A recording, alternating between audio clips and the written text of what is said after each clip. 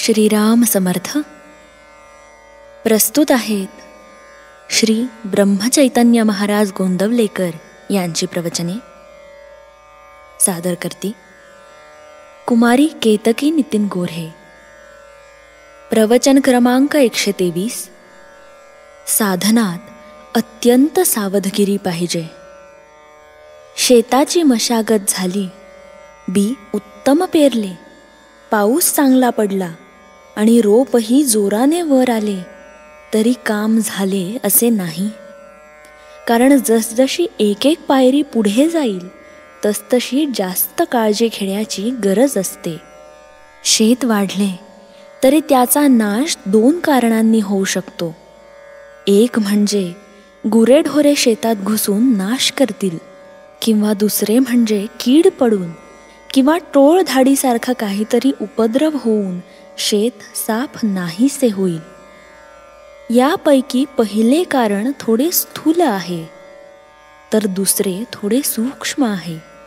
शेतात गुरेढोरे शिरली तरी वर दृष्टी टाकूनही सहज समजते आणि त्यांना हाकलताही येते. पण कीड पडली तर जवळ जाऊन बारकाईने पाहावे लागते. शेताला कुंपण घालून ढोरे आत शिरणार नाहीत असा बंदोबस्त करता येतो आणि राख, शेण, औषधे वगैरे टाकून कीड न लागेल अशी तजवीज करता येते. हे सर्व करताना शेतकऱ्याला सतत जागृत राहावे लागते, म्हणजेच एकसारखे शेतावर लक्ष द्यावे लागते. हाच नियम परमार्थाला सुद्धा लागू होतो.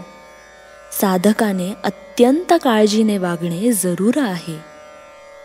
शेताचे रक्षण व्हावे म्हणून जसे कुंपण, तसा संसार हा परमार्थाला कुंपण म्हणून असावा.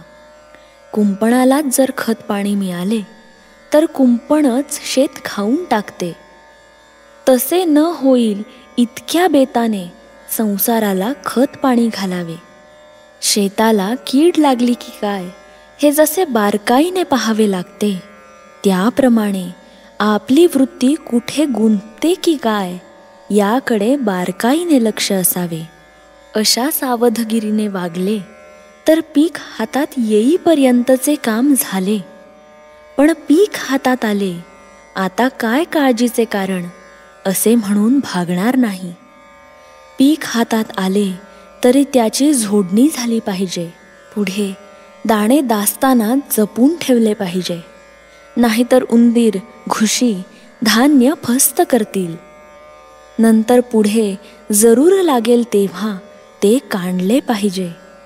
काढताना सुद्धा दाणा फुटणार नाही इतक्या बेतानेच ते काढले पाहिजे.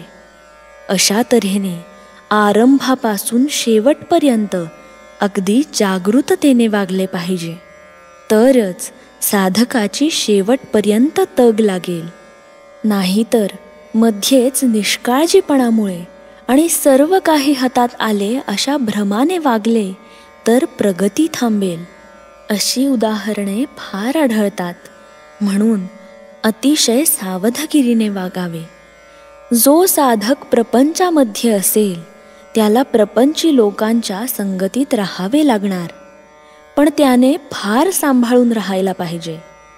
आपली वृत्ती केव्हा बदलेल याचा नेम नसतो. खरोखर परमार्थ हा कठीण शिकारच आहे.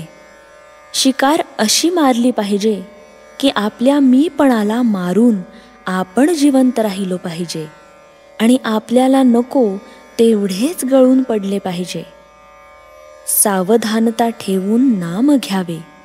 नामाची सतत धार धरावी, म्हणजे ते वृत्तीपर्यंत पोहोचेल. श्रीराम समर्थ.